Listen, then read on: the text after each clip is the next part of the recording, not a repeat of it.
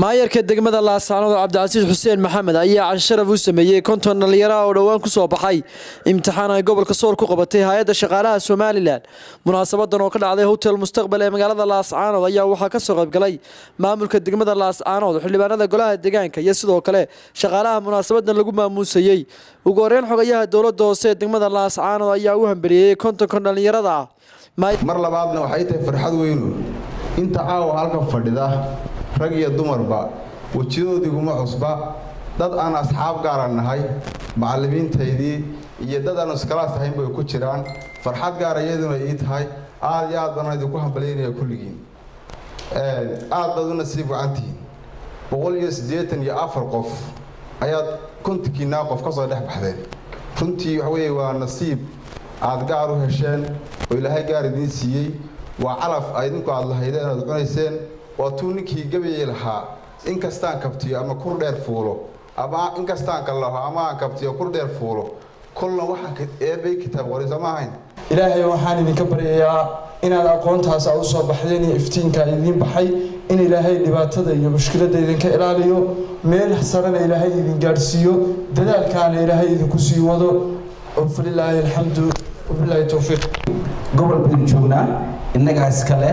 maamulka ka taliya hadayna maamulka inagu aynan caynaanka u qaban cid kale ma qaban shirkadda remote bay noqonaysaa saas ay naga horeeyay mar wala jeedinaya marka inta lagu jeedin adigu jeedin oo gobolka ka remote noqon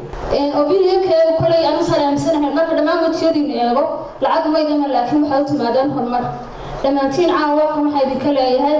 أنا نقول هذا هو حين قلت واحد نروح باتين سباتين هذا كعالم كلبحين لكن أنا كبر بين نروح قبل كناي إن أنا كنت كنا قف أنا وصل استعانوا هم قبل كنا. كدقمة Laascaanood Cabdicasiis Xuseen Maxamed ayaa sheegay in konton dhalinyarada ay ku soo baxeen si cadaalad ah wuxuuna u mahadceliyay gudoomiyaha hay'adda shaqaalaha Soomaaliland iyo sidoo kale madaxweynaha Soomaaliland Muuse Bixi Cabdi. waxaan caawa xafladan u qabanay inaan isku barano xalayaba badankeedu isma aqoon la isbarto la iswareysto ooha wixii akhbaar ah la kala qaato oo marka war la helaa talo la helaa baa la yidhi tacaaw kadib intiina way soo naqaanaa marka mar labaad iyo mar koowaad iyo mar saddexaadba aad iyo aad baan ugu mahadnaqayaa hawsha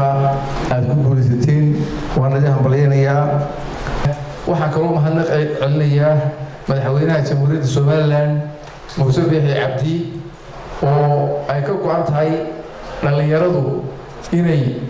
horumar gaadho oo wadanka ay horumar ku soo Mukhtaar Cabdi Jaamac Somali News TV Laascaanood